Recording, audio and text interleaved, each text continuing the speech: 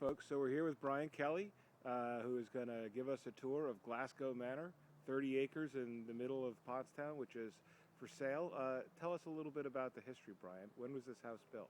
The house itself, this manor house behind me, was built in around 1875, and it was built for a guy named Conley Shoemaker, who was a part owner in the Glasgow foundry.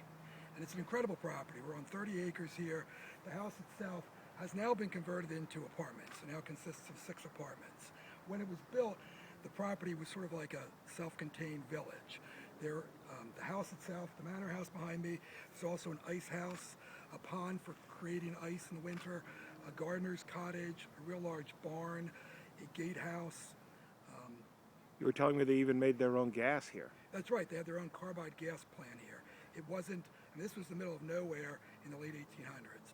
It wasn't exactly roughing it. This place has great grandeur. There were servants' quarters. There was a grass tennis court. It's just a spectacular property, and it captures a moment in history. Right, and you said there was a water tower as well? Yeah, there's a water tower that still remains here. There's lots of history. So there's a total of how many buildings? There are 6 buildings on the property.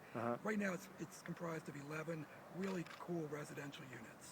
And you said that there's also some commercial zoning here down on the corner near the airport? That's right. The property is partially zoned neighborhood residential zoning, and the other part is zoned for office or light manufacturing. Yeah, you mentioned we're in the middle of Pottstown. We're really on the western edge of Pottstown, and if someone dropped you off here, you would not know you're in Pottstown. This is like a park-like setting.